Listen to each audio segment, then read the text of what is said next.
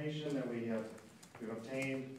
Kind of number one on the list and kind of included in the packet is the Airport Capital Improvement Program, which was submitted to the MnDOT website. There was a city council workshop, which the council workshop looked at more of the immediate projects, kind of looking at the infield drainage improvements and the potential for an obstruction light, which I'll get into more detail in item number 2 there. So this was the CIP that we had discussed at the last meeting that the commissioner here felt comfortable moving forward with.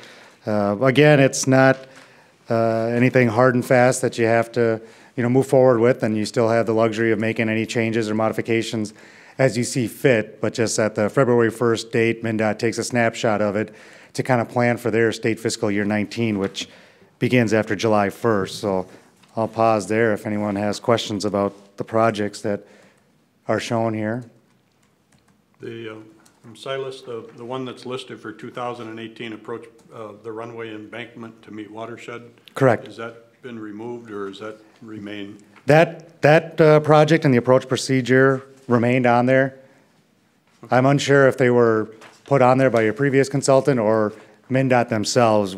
That was something that when we got in to update the CIP, we were unable to modify those projects. Ah, okay. I recall that at the last meeting, the runway embankment to meet watershed requirements was a done deal, meaning that the MnDOT Aeronautics funded as much as they were going to fund for the cost overruns. Yeah, I believe I did see an updated grant agreement that they had offered. But they weren't. But you could not, through the website, delete that item. Huh? I could not update or modify those 2 items. The rest of them, moving forward, I was able to. Okay. I'll check again and see if there had been any change to that. But since they're still in their state fiscal year 18, I want to say that's why those projects. That might be why you can't edit them out then. Correct. Okay. Thank you. Any other questions on the CIP? All right. Well, with that, I'll move to kind of item number 2. It was discussed at the last meeting that it is, Bolton and Manx opinion that the 3 lights off the runway 31 end do not need to be lit. The information that we had looked at, they aren't penetrations to the approach surface currently, and even in the future, the note that was on the ALP just stated that those 3 should be lit once the runway is extended. So in lieu of that, what we had our surveyors do is just survey the top of those lights just so we can confirm that they do not need to be lit. So you see a layout here, and apologize for the scale there, it may be a little bit difficult to read, but long story short, none of those 3 light poles off the runway 31 approach are penetrations to the runway 31 approach surface. So in conversations with MnDOT, Christopher Meyer has stated that no, the city and the airport is not obligated to put an obstruction light on those 3 light poles. However, he said for safety and operation of the airport, he would recommend it. But again, it's the city's direction in terms of what they propose to do. And more specifically, Chris had mentioned lighting kind of pole 11005, kind of right in the middle of the approach there. So it's something for the commission to kind of discuss and determine, if it's something you did want to move forward with and put obstruction lights, or since they're not penetrations to the approach, you're not obligated to. What's the cost of that? My thoughts are, depending upon where you can get power from, I mean, you likely could get all 3 lit, in my opinion, for less than $10,000, and I think that's on the high side. It's just a matter of how far you have to run cable and conduit from. From my experience, you would tap in off your runway circuit, and you have, it's probably, what is that, maybe 2,000 feet of conduit. They can't come off the power poles themselves to use the power that's there? It all depends on how those power poles are set up, because since they're obstruction lights for airport property, they would have to be metered by the city then, not knowing who owns those power poles. If it is the city, the Forest Lake that owns those power poles, then you wouldn't have an issue there because you're paying for the power one way or the other. I believe it's Xcel.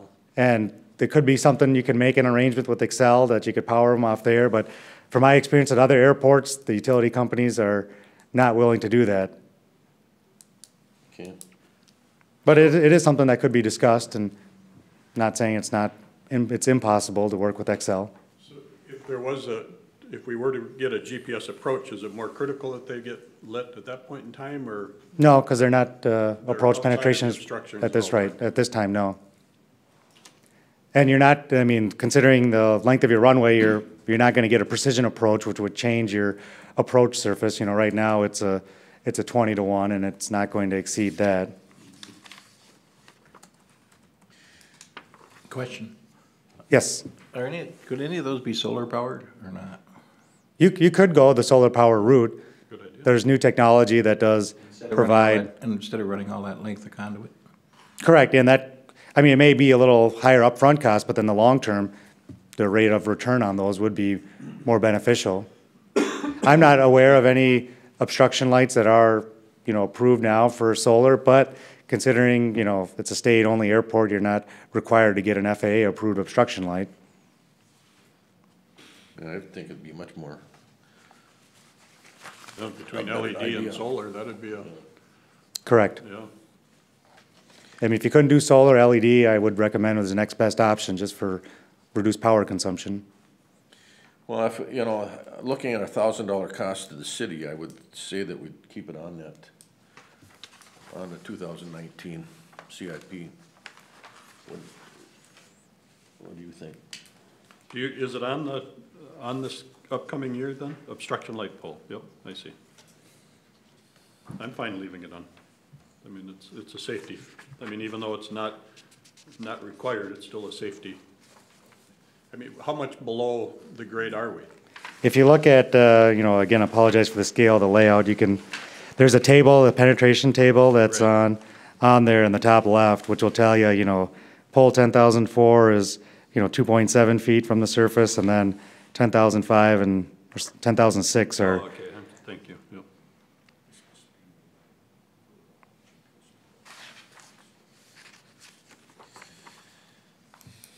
Well, I would say that we'd leave it on the CIP the way it stands and investigate it. And we can always elect not to do it down the road too. Fine with that. all right, kind of on to item number 3 for the approach procedure survey. So at the last couple meetings, we have understand that the commission here would like to get, you know, an RNAV or a GPS approach. Is that specific to just the 3-1 end, or are you looking for both ends, 1-3 as well? I would say both ends. Okay. So with that, you know, Melissa Underwood, our planner in her office, she heard back from the FAA today that they're just getting around to look at it, and one of the first questions was, are the approaches clear? So we have information for the runway 3-1 end that, you know, essentially the same layout here that shows there aren't any penetrations to the approach there. So that's something that the FAA is trying to look at information that they have available, but they may come back to the city and say, we need some more information for the runway 1-3 end. So it's in the process, and, you know, I'm hopeful we'll have more of an update at next month's meeting. You know, like we had mentioned at the last time, you know, it shouldn't be a $75,000 cost to the airport for getting approaches there. That's not commonly how it's done with the FAA procedure there. The other thing to note is that if the airport and the city is successful in obtaining GPS approaches to each runway end, it would require installing aiming marks on the runway. Currently, you have threshold markings in the numerals, but there aren't any aiming points, which commonly they're determined upon your length of your runway, so it gives pilots an idea of where they should touch down. I'm sure you guys are familiar with that from other airports. What would the cost of that be approximately, any idea? Realistically, you're probably paying, you know, at most $2 a square foot, so somewhere in the, you know, $2,000 or $3,000 range. And something like that, you could just complete with your maintenance and operation grant fund that you do receive, you know, contact Farner Asphalt or some of the other Bargman, some of the other pavement markers that do it, and they could come in, put them down for you, and you could at least get reimbursed 75% of the cost of that. So that's just a spray-on marking type? It's a waterborne type paint, similar to the runway markings that you have out there, all the pavement markings. They would come through, put those down. So should know more. I'm hopeful for next month's meeting, but if anyone's got questions about that, we can stop there. So when the state comes in every few years to freshen up the markings on the runway and the taxiways. They won't install anything new. The state won't install anything new. They'll just remark what's existing. Thank you. So it'd be our cost up front the first time Yeah. around. Okay. Any other questions? Okay. All right, on to kind of item number 4, the infield drainage improvements. You know, there's a layout in here that kind of shows what the project entails is installing, you know, drain tile kind of in the infield between the runway and taxiway, where currently, you know, the surface drainage is poor to kind of facilitate, you know, drainage to the north and into Clear Lake. On January 25th, based on the comments from last month's meeting and at the council workshop, the CIP being approved, Bolton and Mank has submitted a request to the state for funding for that project for fiscal year 19. You know, we'd like to hear back from MnDOT that it does appear likely that funding would be available rather than go through any design or having any cost for that project. So haven't heard anything yet from Dan Berner, who's your regional engineer for MnDOT Aeronautics, but as soon as we do, we'll make sure we get Dan an update and he can facilitate that information to the commission. Silas, how much will that raise that infield area? It won't raise the area at all. What You're gonna the excavate? proposal is currently in that area, which is about 1,400 feet in length, there isn't any drain tile there, but it's, you know, you can see the existing PAPI pad kind of on this aerial. Kind of north and west from where that PAPI pad is, there is a network of tile that was installed as part of your runway construction project. And then it goes, there's a storm sewer pipe which goes underneath kind of your north alpha connector. And then from there, there's a series of ditch checks which ultimately discharges the drainage into Clear Lake. With from the comments we've heard from the commission and other pilots, the issue that you're having is this standing water in that infield area. So you'll excavate, lay the pipe in and lay it back over? Correct. Okay, thank you. Will it be stable enough in that area to mow and maintain? That's the idea. I mean, right now, from the visual inspections that, you know, Bolton and Mank has completed, that area is not, the city wasn't able to maintain it just because it's so wet and saturated. The intent here is to at least facilitate surface drainage so you can maintain the area. Good, thank you.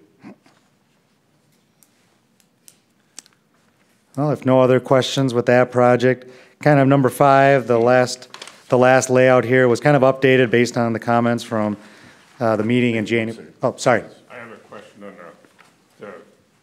after it was done, the DOT was out here and surveyed that area that you're talking about, and they said the grades on that were twice what they should be. They should be 8-to-1, and they were 4-to-1. And they said they were gonna do something about it, and I haven't heard a thing about it since. Yeah, I'm unaware of the state doing a inspection of there.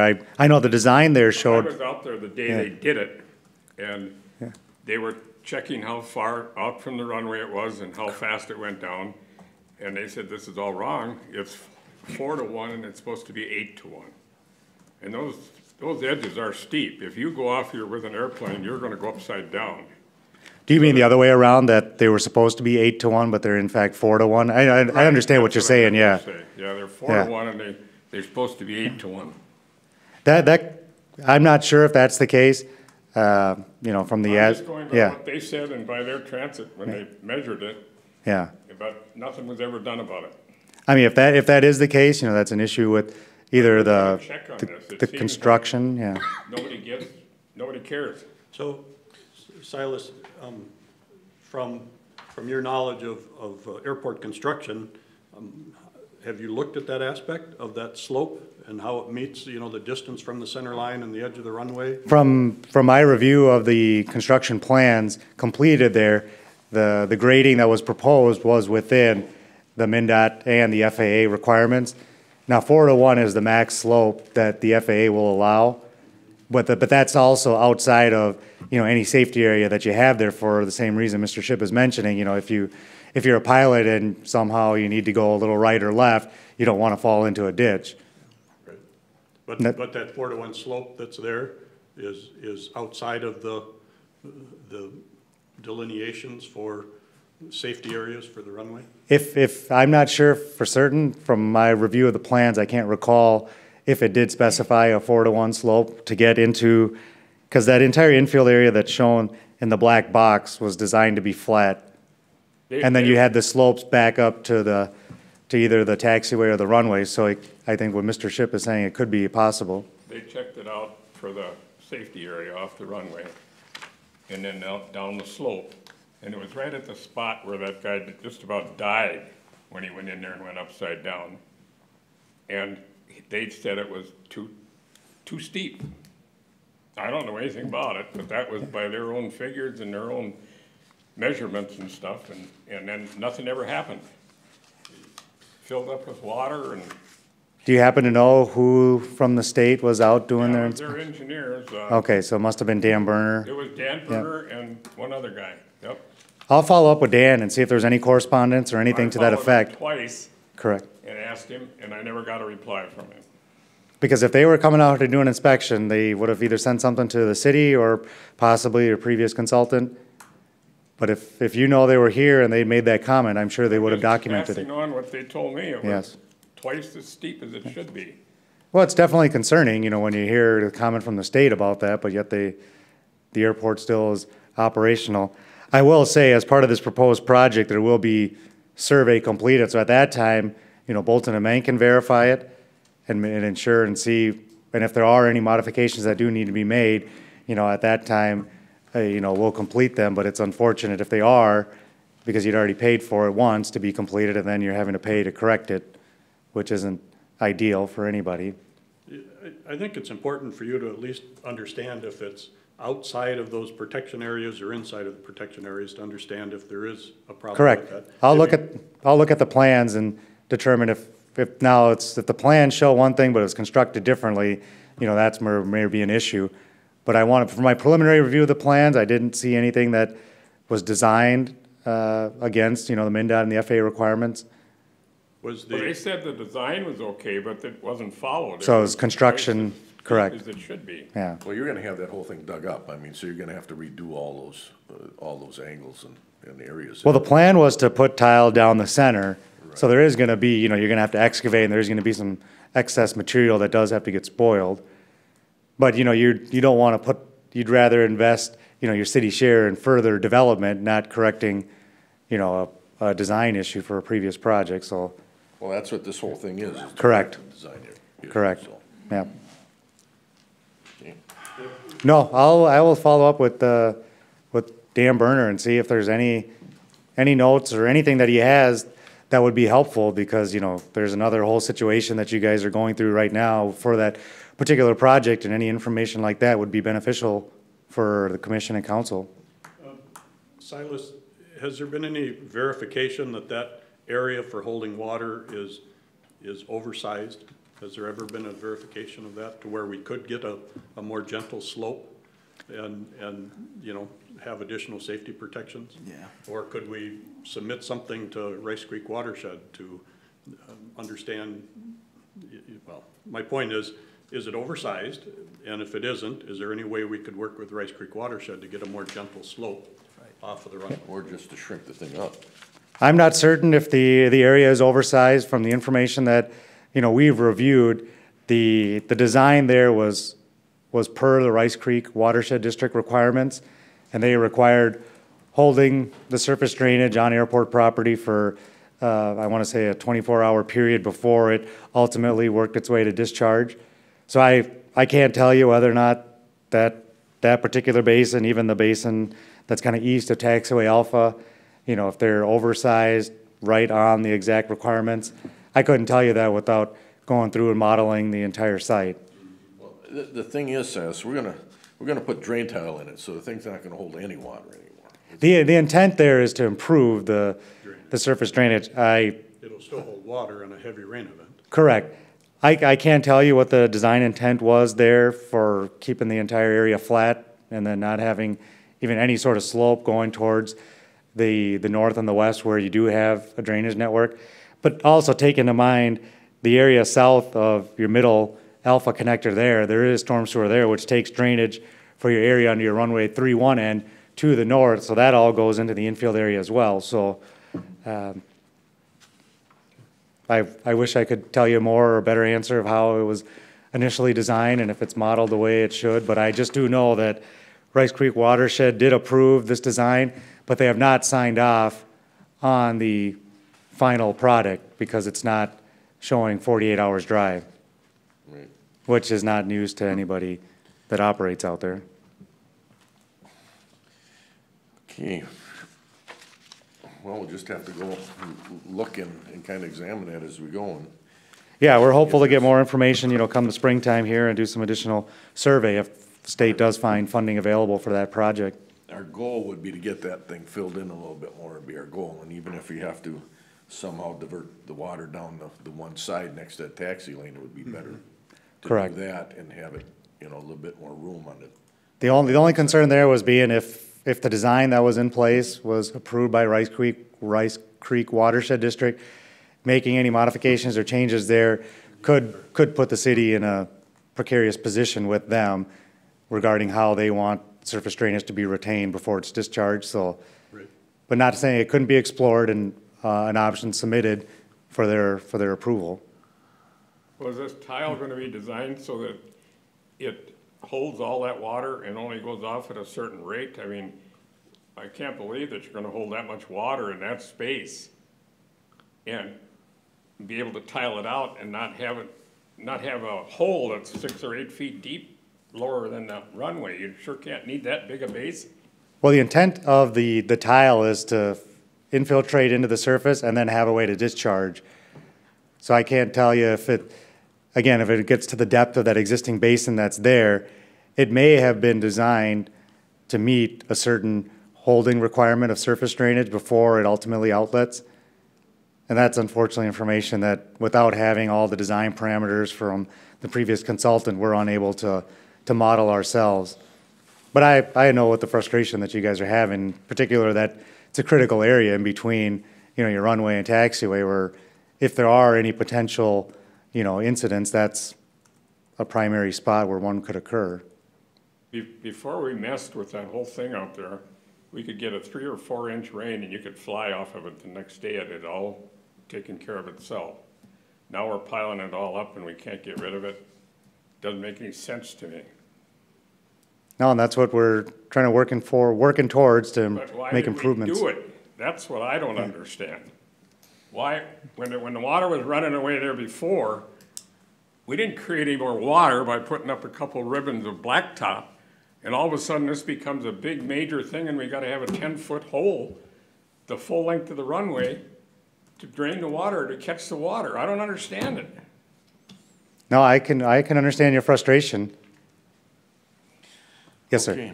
Well, Would it be possible to get an answer to Commissioner Ship's question as far as safety and whether or not that slope is correct? I can review Before the 13th, because on the 13th we have mitigation here. correct. I can review the construction plans tomorrow and tell you whether or not they were designed according to MnDOT and FAA requirements. Because that would be valuable information to have going into that mitigation. Yep, I will be able to provide that to you.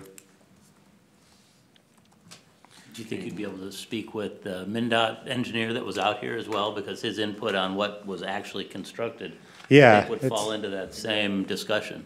Because there's two issues at play there. It could be designed Right. according to standards, but it's obviously apparent that it wasn't constructed Right. to the plan, so that's where the issue lies. But I'll review the construction plans tomorrow and provide, you want me just to email the comments to Dan? Correct. Okay. Email me, I'll distribute them. Will do. Any other questions about the item number 4 with the infill drainage improvements? I don't think so. All right, well, with that, kind of number 5, I did get a chance to update kind of the layout that's shown on the back there. Kind of what was decided then was just to put on the CIP for, you know, calendar year, you know, 2019, but state fiscal year 2020 is to install taxi lanes for future hangar development. One of the comments that came from the commission at last meeting was to just take a visual of that area to see if there was any mounding or any potential impacts with the wetlands. Now, granted, there was a little bit of snow cover at the time, but from just a visual, I didn't see there would be any concern with getting the 2 additional taxi lanes through that area. And then another comment that had come from Mr. Ashback was the possibility of exploring an apron expansion for some tie downs. Now, since that time, City Administrator, Mr. Undum, has made me aware that there's a potential for some development kind of on the north end of Fuel and north end of where the arrival departure building is for, then a private business to come in. And that's kind of an area that was explored for increasing the tie down spot. So I think that's, Well, the tie downs were, were on the opposite side of that lot one. okay, kind of They're already between, in place, they're just covered up with snow right covered up with snow. Okay, so it was trying to get that area paved. But again, we've changed all of that, and is that the right place for the tie downs? Because it can't drain from there either. The taxiway was raised, and so there's a whole corner there where those tie downs are that doesn't have any drainage. See, if we asphalt that, it will have drainage, we'll have to make it so it have. But you gotta raise it or you gotta do something with it We'll have different. to, yes. There's options there for tie down space, but you don't want to restrict future development by putting in tie downs. So it's making sure you put them in the ideal location where they're not going to be an issue for aircraft taxiing around them, or they're not going to be an issue for any future development. Right, they're out there now, Silas, the area. So they're opposite of lot one, okay. They're But they're in the opposite grass of by, the refueling station and the AD building. There's 6 sets of tie downs. Sam and Don installed them. I don't know how many years ago that was. so they're north and east of the existing kind of taxi lane that takes you to the AD building, or they're on the west side? They're on the west side, West okay. side, yep. Okay, so then in that instance, then they aren't in the proposed area that's considered for development.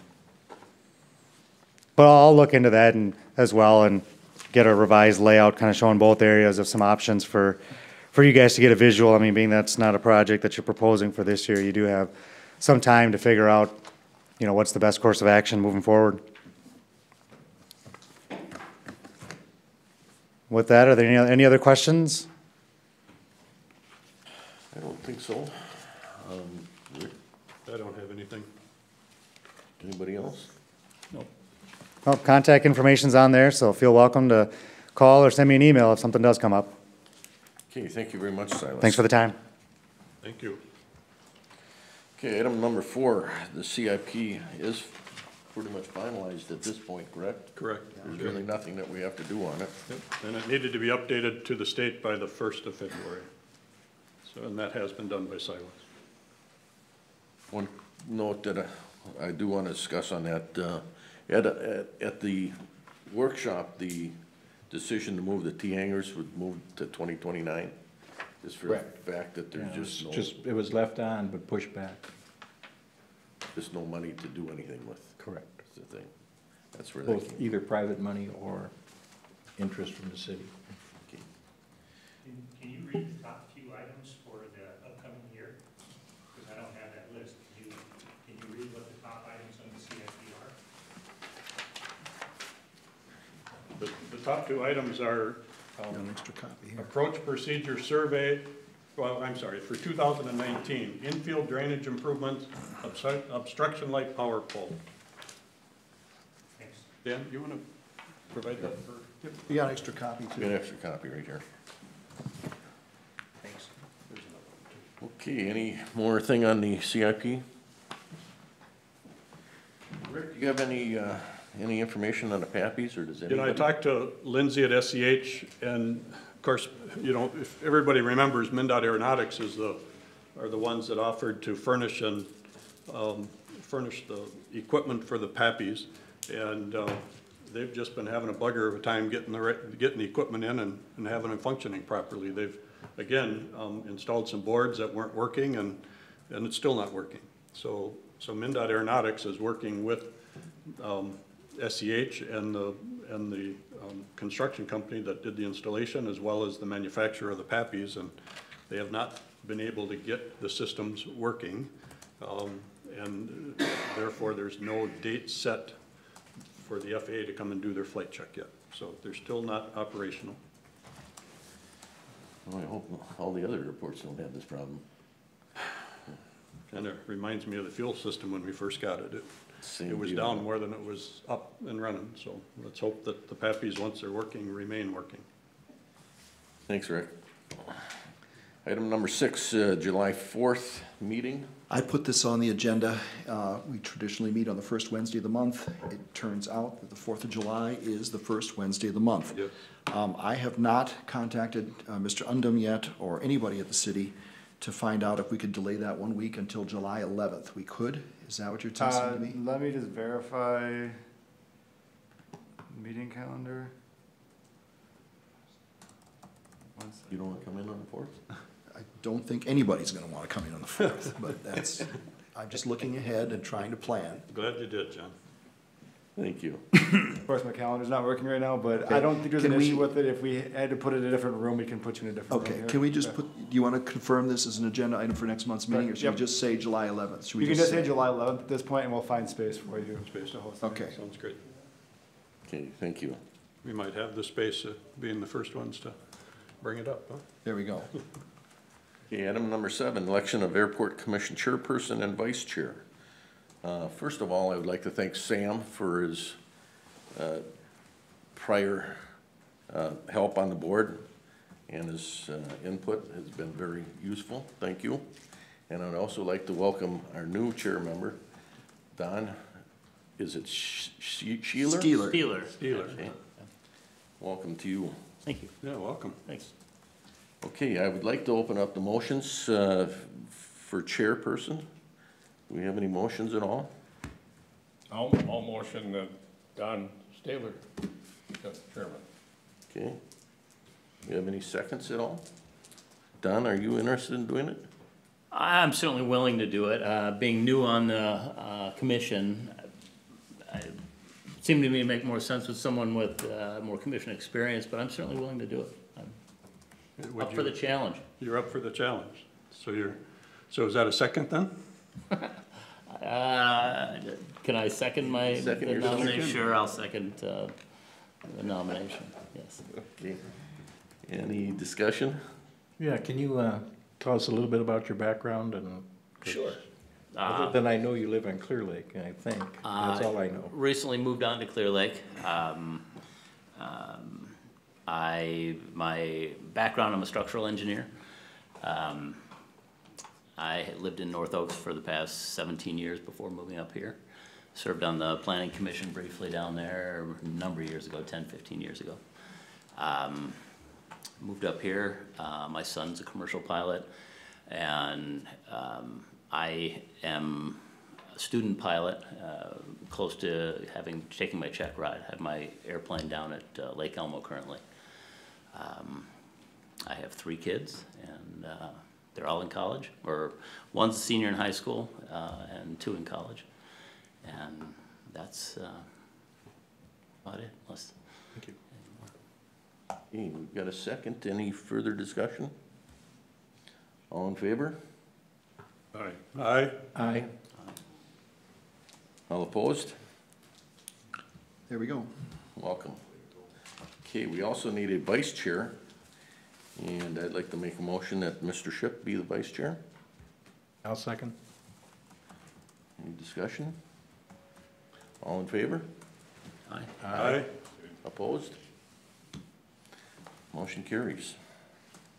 Okay, we need, we've got a couple people in the audience. I know, Chris, you're here to discuss your project, if you would like. Sure.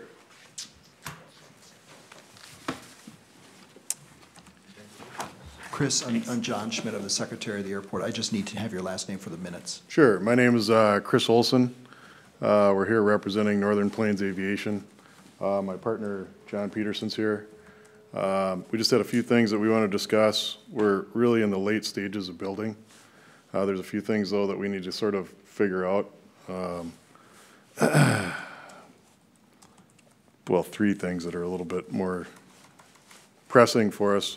I've been working over here with Dan on the lease. We basically wanted to make sure that spot number 6 and number 1 are going to be the same. We wanted to put them all under the commercial lease more for liability reasons, because we're going to have a lot of stuff insured, and we're going to be moving stuff back and forth between those hangar spots. So that's the first thing we want to kind of, just make you aware of, that that's what we're pushing for on our lease.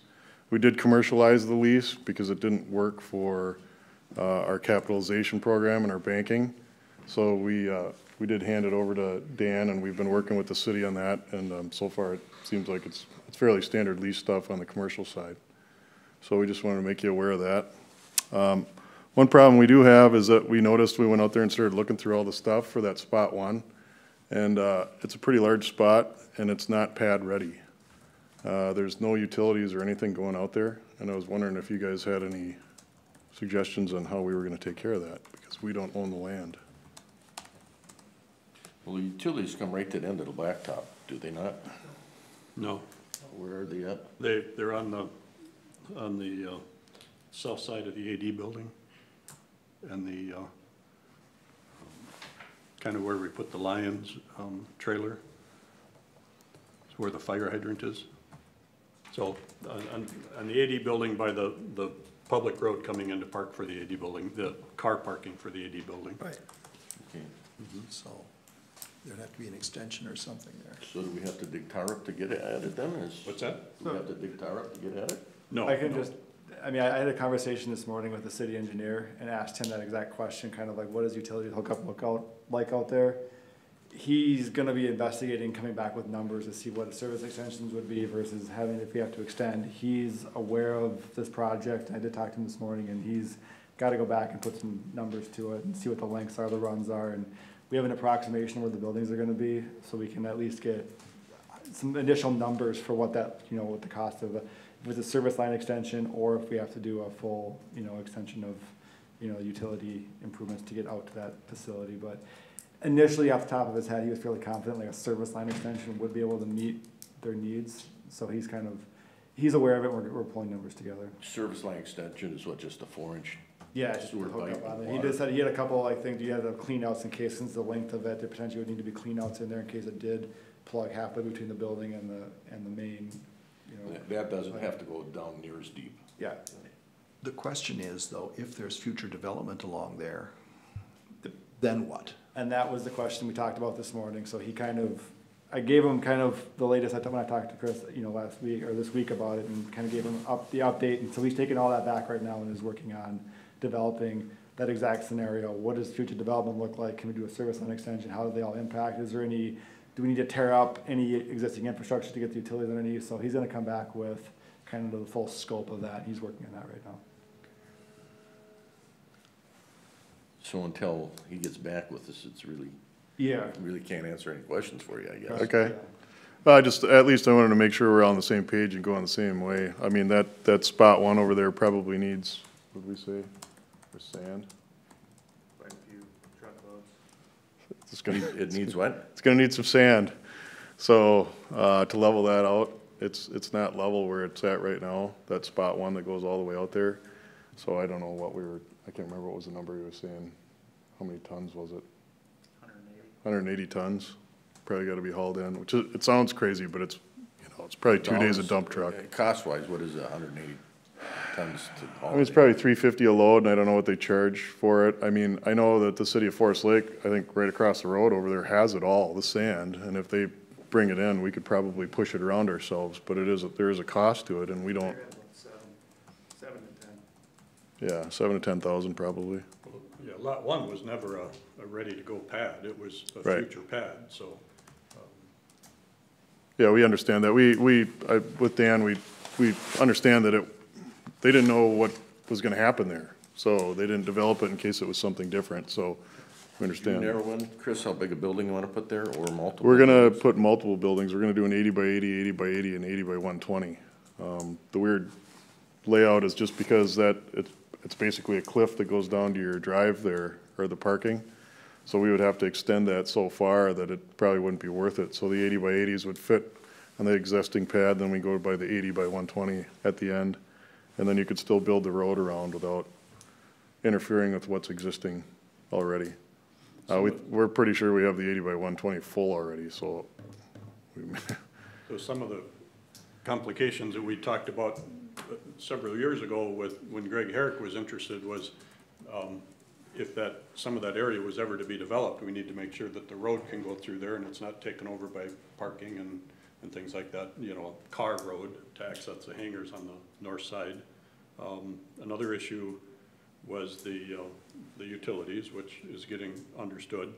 And then I recall some discussions with SEH had with MnDOT Aeronautics, and Silas might be able to qualify this, was MnDOT Aeronautics is not too keen on a taxiway that dumps right into a hangar. So it'd be, I think it's Alpha 2 that comes off of the runway, and the original proposal was that it would dump right into the hangar that would be considered Lot 1 hangar. I don't know, that would have to be something to be looked into. I think it had to do with safety issues of not having an airplane come straight out of a hangar that has straight access to a runway. And then what I've noticed lately is that most airports, when you go to fuel up at them, the area in the fueling area is large enough so that you don't have to drive straight into the fueling system and then have to push back. You know, ours, because there's no buildings real close on the north side, we're able to, depending on the airplane, you can kind of drive up and drive off, you know, rather than drive up and push back. So if we let that building get too close to the fueling station, we may, well, first of all, you can only get so close, and the AD building is as close as you can get on the other side. But we're gonna, I think we should ask ourselves as airport commission members and airport hangar owners and stuff, if we really want to box that fueling station in so much that everybody's got to drive in and push back, because that would limit the number of airplanes that could potentially get up and try to fuel at one time. Or it would eliminate the ease of being able to get in and get out. Well, it's a definitive amount of space that you have to have back from that area, and so you wouldn't interfere with our building, because you got to be so far away from that pump already that I mean, you'd really have to screw something up to hit the building, which I'm sure could happen, but we got to be quite a ways away, and still when we as far away as the AD building, yeah. No, you need to be as far away, I believe, as the FBO. It's 50 feet from the pump. Well, I was referring to the AD building as. Oh, the AD building, okay. If you call it the FBO. Right. I was just thinking our tarmac could be a little bit larger, and it would just help be more convenient for people coming in to get fuel. I mean, if you go to New Richmond, if you go to Cambridge, if you go to Rush City, you know, you don't have to drive up and push your airplane back. You can drive up and come in towards the side and not have to work so hard to get your airplane out of the area. We certainly don't mind moving down. It's just we kind of position our plans because we run out of pavement.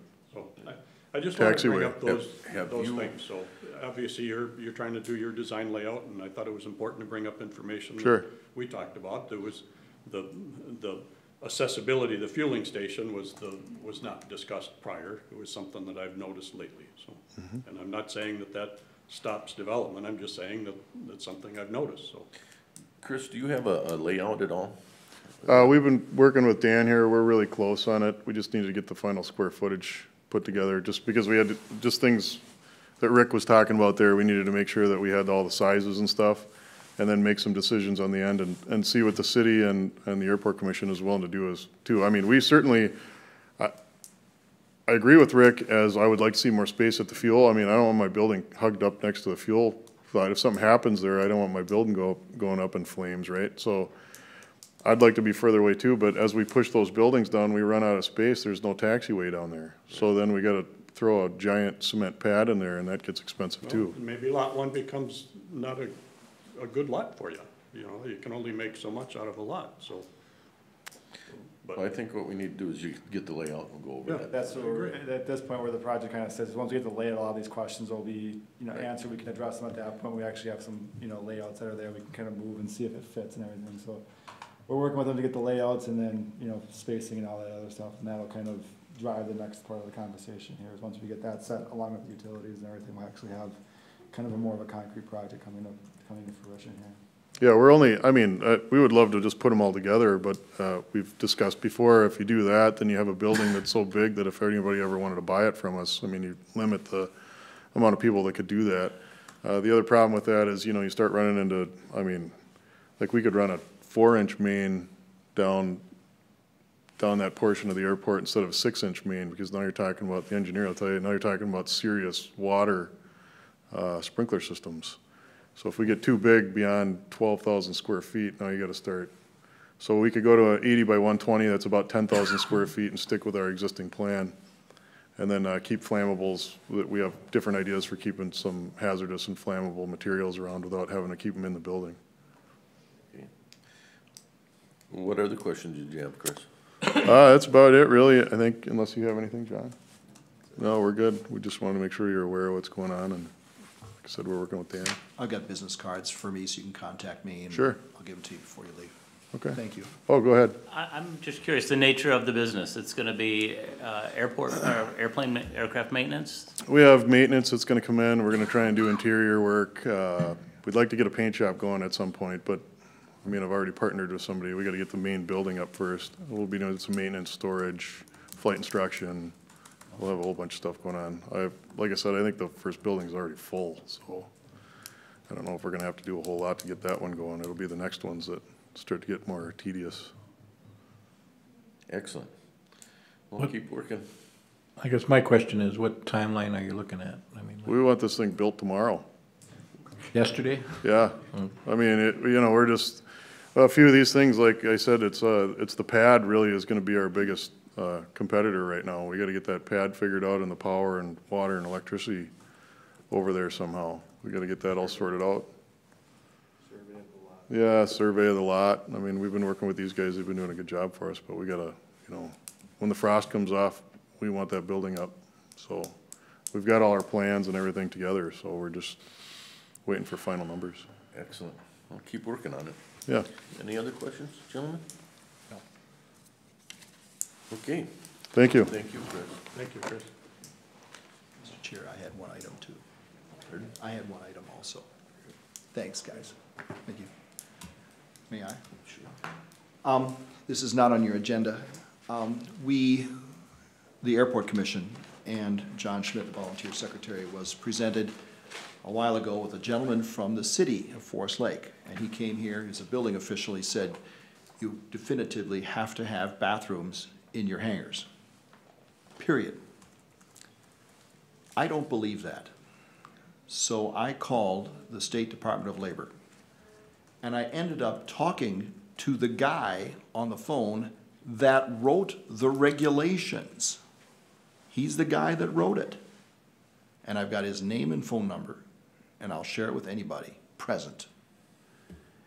And he said he does not believe that bathrooms are required in cold storage hangars. You can just build a slab and a building and wire it for electricity and not heat it, and that's it.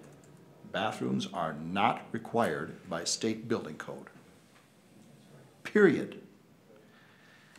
There is a phrase in the state building code, and they allow municipalities to put the phrase in there that says, upon approval of the local building official, la-di-da-di-da-di-da-di-da. Well, that's what's the problem here. So the local building official, in fairness to him, he's not here to defend himself or speak for himself. So the question is going to be, if this is true for state building code, then why are you requiring it here? And we heard at the one meeting that, well, it was required by my predecessor. I believe there exists an email on my computer, and possibly other computers also, that might contradict that and say, no, your predecessor did not require bathrooms in buildings either. So without trying to throw somebody under the bus, I'm just gonna ask more questions. But this may come before council, or I may request that it comes before council to try and get this straightened out, either through edict or through suggestion or through policy or whatever you want to call it. But I am here to tell you that I talked with the guy. I've got his first and last name and his direct line phone number. He'll talk to anybody on the phone about this. Bathrooms are not required in hangars. Period.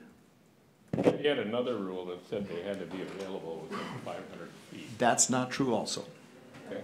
That is not true also, and I asked that. I specifically asked that. Now, he did say if you have a bathroom in your hangar, it's got to be ADA compliant. That's what he said, with a 5-foot radius in there or whatever that is. That he did say, and I asked about that too. but you do not have to have a bathroom. It does not have to be within 500 feet. That is not what the original author of the building code intended with the law. But again, the phrase is, upon approval of the local building official. Well, that's what's holding up the parade here. John, is this something unique to hangars, or is this any cold building that would be constructed in the city? This is actually any building. The gentleman I talked to said, well, wait a minute, if you're running water by a bus stop, are you required to put a bathroom in there? Of course, the answer is no. It's not heated, it's just a bus stop. And he used other examples too. So it's not just unique to hangars. That's a very good question. John, was there a definition as to what was considered cold storage, or the occupation, or if it's occupied or unoccupied, or anything like that? No. In fact, you could build a heated and insulated hangar and not have a bathroom in that also, if you wanted to. Because I would think we'd have in this community a lot of cold storage that doesn't have a bathroom. Correct, right. You know, a garage. I don't know why an airport would be any different. And that was the gentleman's point that I talked to on the phone. He said, why would that be different from? But you don't think it has anything to do with if it's occupied or not? Correct. No, I'm sorry, I disagree with that. If it is occupied for human habitation, yeah, then it's got to have a So bathroom. cold storage is about, is it occupied or unoccupied? Or what percent, or how often it's occupied? I don't want to get into the minutia of that because I don't know it. But he did say if it's built for human habitation, it's got to have a bathroom in it. And I can speak a little bit. I've talked to Chad about this issue and kind of got his, and granted, I'm going to paraphrase what he said, so he may come in and kind of put some correction behind this, but the way I understand it, talking to Chad about it, was the previous building official had made a determination as what to classify hangars as. The certain classification that he made does require the bathroom to be there. Chad then went and basically upheld that previous, you know, for consistency's sake, said, I'm going to apply the same standard to all the hangars that Keith started, correct? So you are correct that if the buildings are classified as cold storage, the bathroom is not required per state statute. And in talking to Chad about it, he said he can see both sides, and he was basically looking for direction as how do we want hangars classified in the city of Forest Lake. As these have come forward, he said, for consistency's sake, he said if these were previously classified as, you know, occupied commercial structures, they required the bathroom, that's where he classified them at, and that's where that code language came from. If they're classified as cold storage, you're correct, they do not need, you know, bathroom facilities at that point. However, he didn't want it in the middle of a phase one build out, which is currently happening out there, to suddenly change, you know, so he did it for consistency's sake, although he did say, and again, I'm not gonna put words in his mouth, you know, I'll confirm this with him, but he was agreeable to, if policy was we want to classify these as cold storage, he was okay with that. You know, And I think that's what we have to present before council at some point. I'm not asking you to have, for any motion right now, this wasn't on the agenda, and I think that's a great point. I think that we could put this on the agenda. I think we could request that council take this matter up for either future hangars that are built, either in the build out here with these proposed things, or with the T-hanger project or whatever. What's done is done. Yep. But now we could possibly go forward and he could get, the building official, Chad, could get more direction. Correct, yeah, and if the classification is you want to make them as cold storage and not require the hookup, he said, I can see, he goes, this is exactly one where he kind of was, I'm going to continue on with the path that was already kind of charted for him, and that's where he was, but he said at this point, if direction comes that we want to classify as a cold storage, he said they meet spec for that, and he's fine making that classification and not requiring a bathroom hookup, but he would require some, he asked for policy direction, which I don't disagree that he would need.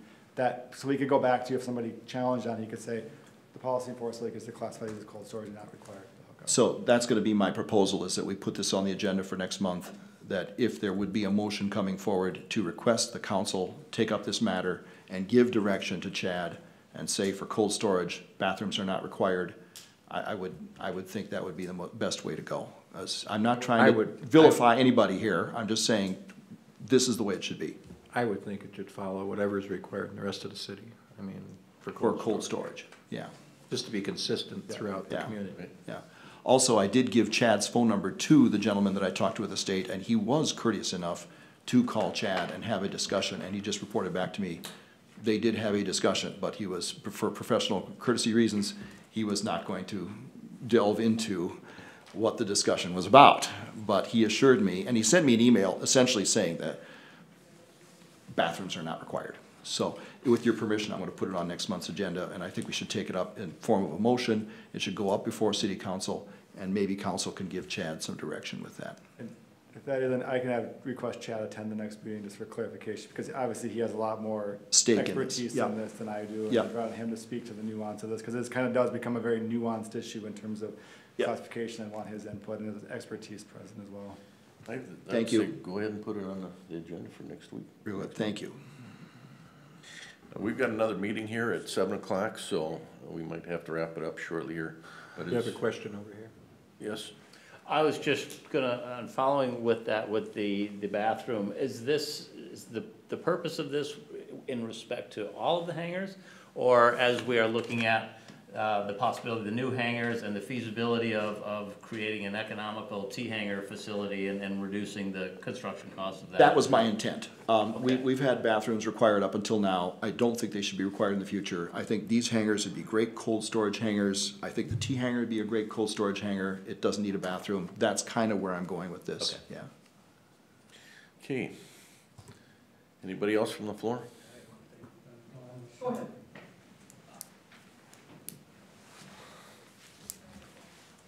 Sam Hustic, First Forest Lake City Council. And my question is to Tim, there was a motorcycle business going on in your hangar over there, and I want to know if it's done or what's going on there. I know that you're still working out there every day. Your website is still up, and you're not on a commercial lot.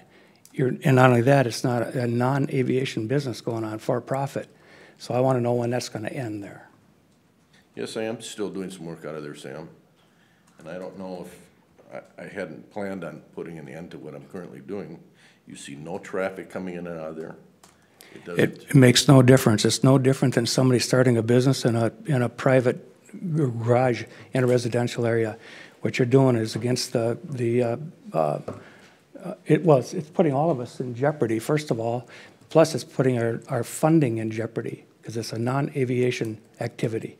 And every time you drive back and forth there just to go to that business, you're putting undue traffic onto those taxiways. And it's got to end.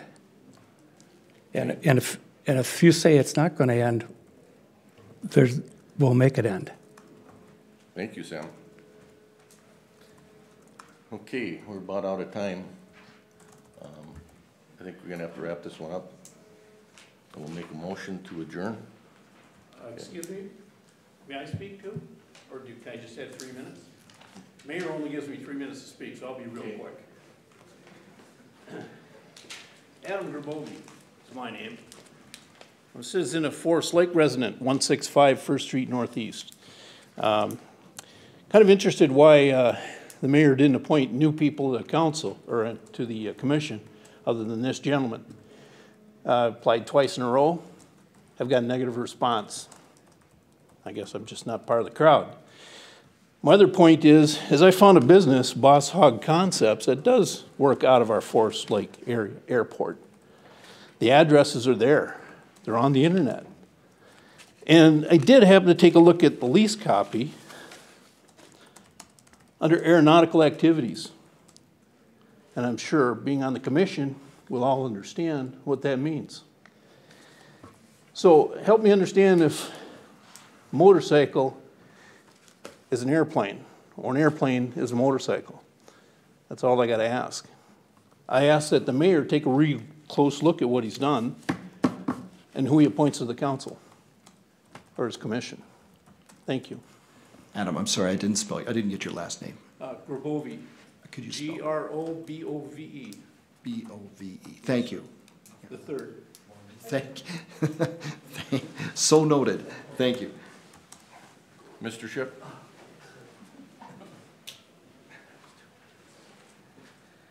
Hi, I'm Don Ship, Hangar Lot 15.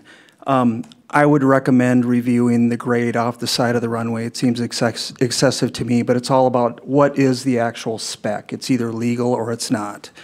There's a tremendous pool of water between the runway and the taxiway. It's supposed to be gone within 48 hours. It was supposed to seep into the soil. It's not. I'm glad it's being addressed. The ideal thing would be to make the slope in that entire area far more gradual. You're talking about mitigation with another party. It's a dangerous situation right now. I've never seen anything like it. My lease is being violated at the airport, and you need to fix it. And it was this body that did it. this body has a fiduciary responsibility. You have to follow all the rules, not just some of them. And it's not just, you have to make a determination. It says in the lease that this commission, it's actually your duty to review whether something meets the proper legalities of aeronautical activity or not. So we've acknowledged a commercial business there. Rick Ashbeck, you have a commercial business. As it relates to your fiduciary responsibility, I met with you in your hangar August 5th, 2016. You told me the lease had been reviewed by your attorney group. You knew that there was no language in the contract to allow us to pay for this runway paving project.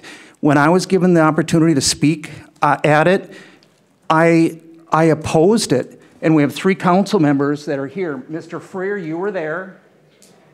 And Mr. Husnick, you were there. And Mr. Eigner, you were there.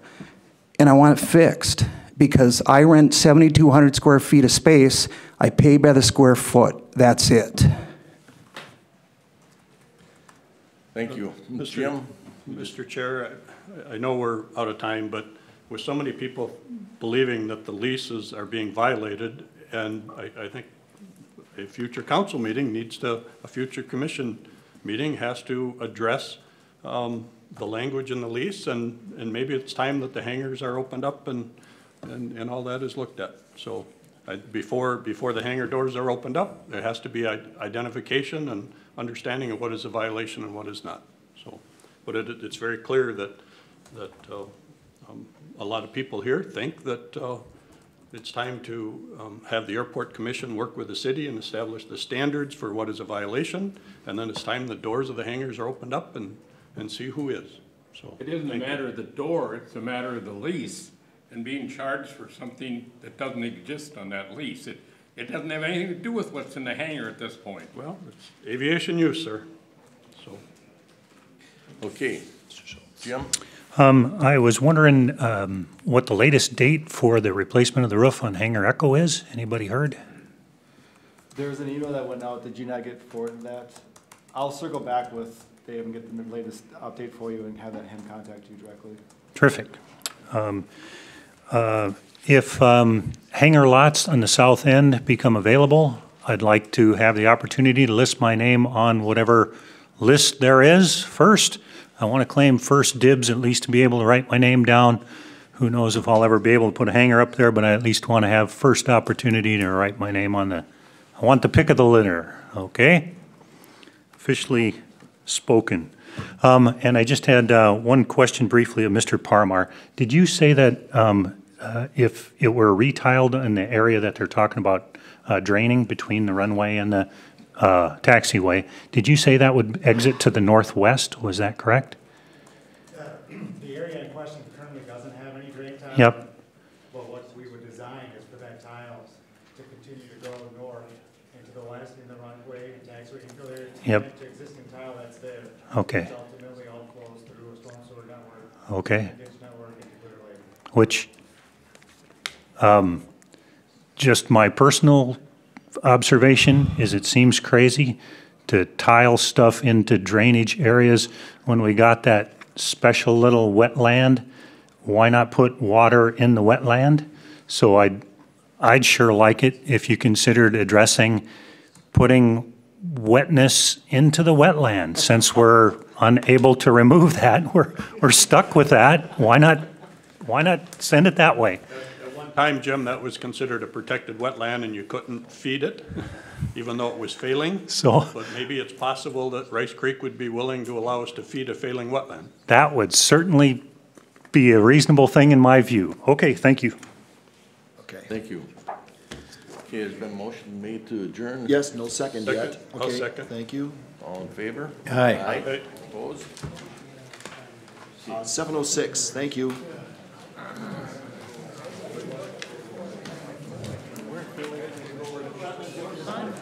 On 217th Street North. That little, you go by the boat launch there and that little kind of private road there that goes along there. And I know Dave. Yeah, yeah.